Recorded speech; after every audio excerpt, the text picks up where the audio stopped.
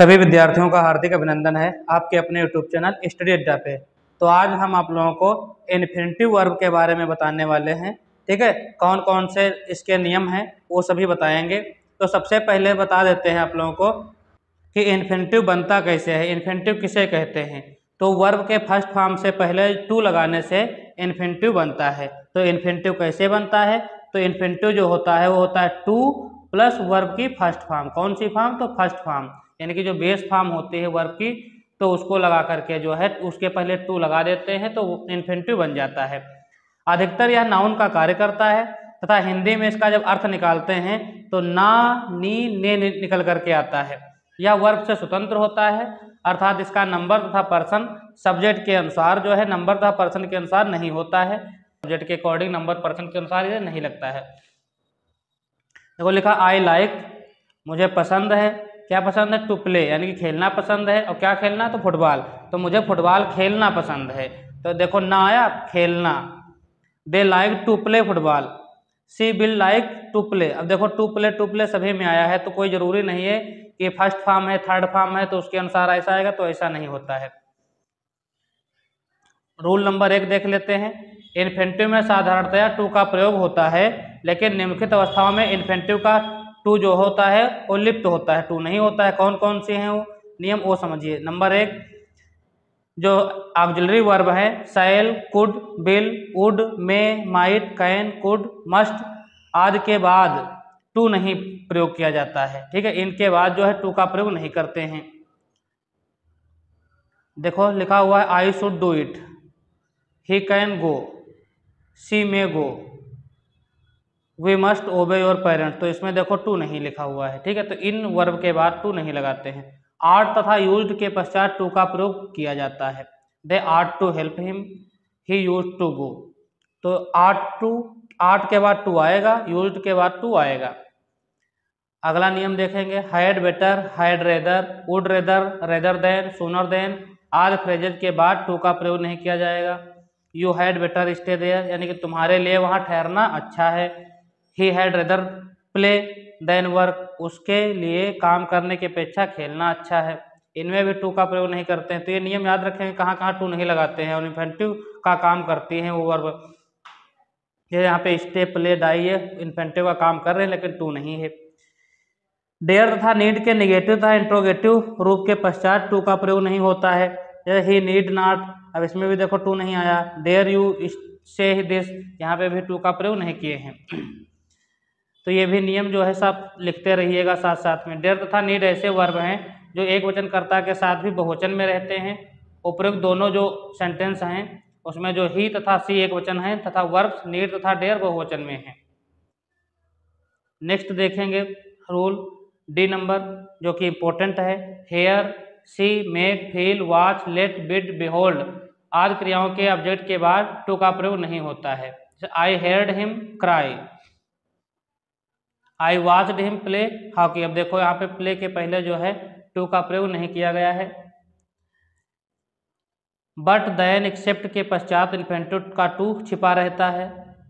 But के बाद और देन के बाद और एक्सेप्ट के बाद जो है छिपा रहता है। डू के अलावा अन्य कोई क्रिया आने पर बट के साथ टू का प्रयोग कर लिया जाता है। He had no alternative but to go, अब यहाँ पे देखो कर लिया गया। डू अगर जो वर्ब आएगी तो बट के साथ में टू का प्रयोग नहीं किया जाएगा, अदरवाइज कोई और जो है वर्ब होगी तो कर लिया जाएगा।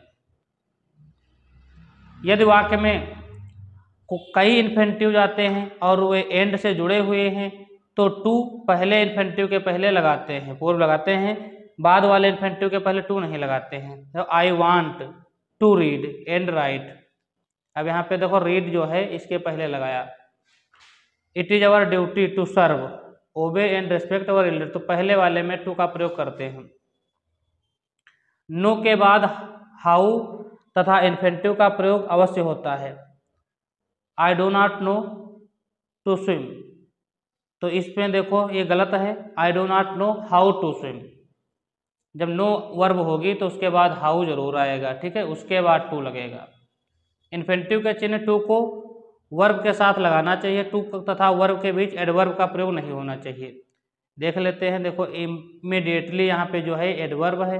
ठीक है, इमीडिएटली क्या है? तो इमीडिएटली एडवर्ब है। ठीक है, तो इसको हटा देंगे, यहाँ पे नहीं लगाएंगे, बाद में लगाएंगे। देखो I hoped to reply to your letter immediately, यहाँ पे जो है नहीं होना चाहिए, वर्ब के पहले एडवर्ब नहीं आएगा, वर्ब के सीधे मतलब जो है उसके पहले टू लगाएंगे, टू इन्फिनिटिव, उसके बाद वर्ब की फर्स्ट फॉर्म जो होगा ऐसे ही बनेगा, यानी कि बीच में ये एडवर्ब नहीं लगाएंगे, ये कहने का मतलब है। फिर इन्फिनिटिव वर्ब का सब्जेक्ट बन सकता है, टू प्ले, देखो यहाँ पे सब्जेक्ट का काम कर रहा है। इन्फिनिटिव तो कुछ वर्ब के ऑब्जेक्ट भी हो सकते हैं, जैसे agree, ask, attempt, care, decide, demand, fail, forget, hope, offer, plan, prepare, pretend, promise, probe, refuse, तो इनमें जो है ऑब्जेक्ट का भी काम करते हैं। जैसे रवि एग्रीड का to wait, she failed to do it. फिर है rule number 7, how, what, where, when, which आदि इंट्रोगेटिव वर्ड्स के बाद इन्फिनिटिव का प्रयोग किया जाता है। देखो यहाँ पे व्हेन आया है, इंट्रोगेटिव है हाउ, इन सभी के बाद टू लगा हुआ है। रवि न्यू, रवि जानता है, when to open the window, कि कब जो है विंडो खोलना चाहिए, इंट्रोगेटिव वर्ड हैं, इनके बाद जो है लगाया गया है। नेक्स्ट देख लेते हैं,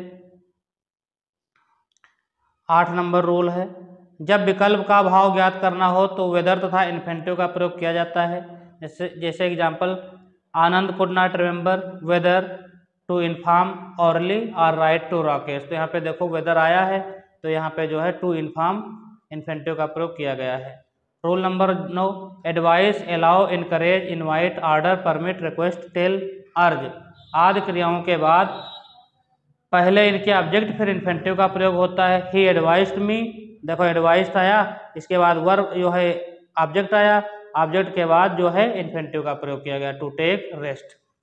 जैसे जैसे नियम है उसी प्रकार से एग्जाम्पल भी लिखे हुए हैं, आप लोग पूरे जो है रूल को नोट कर लें, एक एक दो दो एग्जाम्पल नोट कर लें, तो आपको दिक्कत नहीं होगी। ठीक है, ये अभी से आप लोग पढ़ते हुए चलें। ठीक है, देखिए यदि इंग्लिश ग्रामर डिटेल में पढ़ना है तो पार्ट्स ऑफ स्पीच सबसे पहले आप लोग पढ़िए, उसके बाद सिंटेक्स पढ़िए, टेंस पढ़िए, ये सभी जब आप लोग कंप्लीट कर लीजिए तभी आप उसके बाद डायरेक्ट इनडायरेक्ट एक्टिव पैसिव पढ़िए। ये सब बेसिक यदि आप लोग नहीं पढ़ेंगे तो आप लोगों को direct indirect active passive synthesis में दिक्कत होगा। ठीक है, तो सबसे पहले आप लोग पार्ट्स ऑफ स्पीच, टेंस और सिंटेक्स को अच्छी तरीके से पढ़ लीजिए। वीडियो आपको पसंद आया हो तो वीडियो को लाइक अवश्य करें, या चैनल पे अभी तक नए हैं, हमारे चैनल को सब्सक्राइब नहीं किए हैं तो चैनल को जो है सब्सक्राइब अवश्य करें, और अपने सभी साथियों को चैनल का लिंक जो है शेयर कर दीजिए ताकि आपके सभी दोस्त चैनल पे हमारे जुड़ सकें। Thanks for watching this video.